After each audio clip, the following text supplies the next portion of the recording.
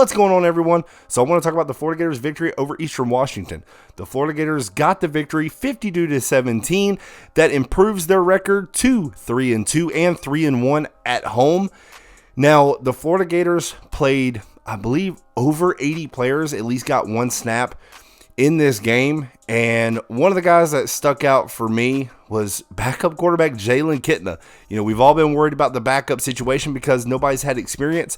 Jalen Kitna came in 8 of 12, 152 yards, 1 touchdown, a beautiful touchdown to Caleb Douglas, which was a thing of beauty, a 62-yard strike.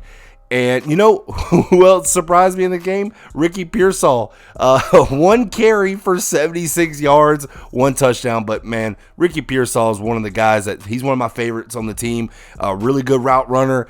And, he only had 1 catch for 22 yards, but really the Florida Gators, they only went 16 of 22, and they were using so many receivers in this game. So, but it was fun to see Ricky Pearsall get a long rushing touchdown. But who else I saw in the game? Lorenzo Lingard. We have a Lingard sighting. 5 carries for 45 yards, 1 touchdown. I was happy to see that. He also caught one for 15. Listen, there was a lot of guys that got a lot of playing time, and I'm glad for that. Finally, it took till week 5 for the Florida Gators to finally get a big enough lead so a lot of players can come in and get some, I think it's big time, big playing time, in my opinion. And, yes, it's Eastern Washington. The Florida Gators overmatched them. You could tell right at the beginning. It was just too easy for the Florida Gators offense.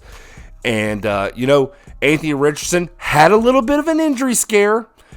He went 8 of 10 for 240 yards, 2 touchdowns. He did have the 1 interception.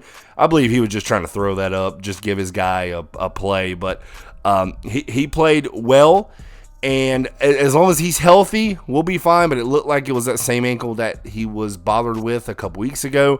So I'm guessing everything's okay. As soon as he got injured, I was like, listen, get him out. It's fine. The game is well over. It was like 35 or 28-3, 35-3 at that time. I was like, just get him out. But you know what? All in all, I was happy on a Sunday while NFL games were going on.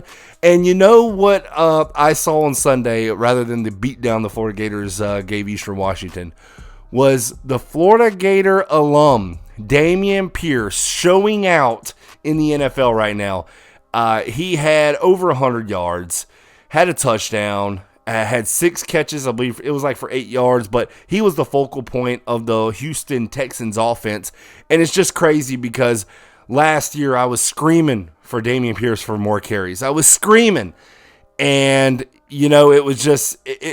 It was frustrating last year because you have a knucklehead of a coach who has literally one of the rising running backs in the NFL right now. I mean, this dude's getting over 20 carries. They're feeding the beast. They are feeding Damien Pierce. And, it's just crazy that the Florida Gators would only give him like 6 to 8 carries a game. That's why that coach is not at the Florida Gators anymore. Whoever wants to actually defend that coach from last year, not even going to say his name, that head coach from last year, I'm just going to show Damien Pierce highlights and go, why weren't we using this guy? He was still a 4th-round pick because he was so mismanaged that he fell so far behind. He could have been easily a 2nd-round pick if the Florida Gators fed this guy like he was supposed to. But it's I am so happy for Damien Pierce because he is finally getting his shot, getting the recognition, and, he's showing out. He should have been doing that at the University of Florida, but we had dum-dums last year that I don't know, for whatever reason, they didn't want to use them. But, probably a Rookie of the Year watch right now after week 4, week 5 of the NFL, or week 4. So, I'm happy to see Damien Pierce showing out. Kind of makes me mad because had him for so long and didn't use him. But, hey, the Florida Gators, back to the Florida Gators. I'm happy.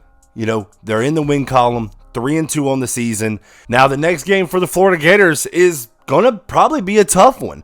It's going to be against the Missouri Tigers. The Georgia Bulldogs struggled mightily against the Missouri Tigers, so that's going to be a noon game or 11 o'clock game Central Time. So the Florida Gators take on Missouri. Maybe a little bit of get back from last year. Missouri beat the Florida Gators on a 2-point conversion play. And, I'm hoping the Florida Gators can get some revenge at home, and I'm hoping that stadium is rocking like it was whenever Florida Gators played Utah. But hey, I appreciate everyone watching this channel. Don't forget to hit that like button. Don't forget to hit that subscribe button as well. I appreciate it. Y'all have a great one.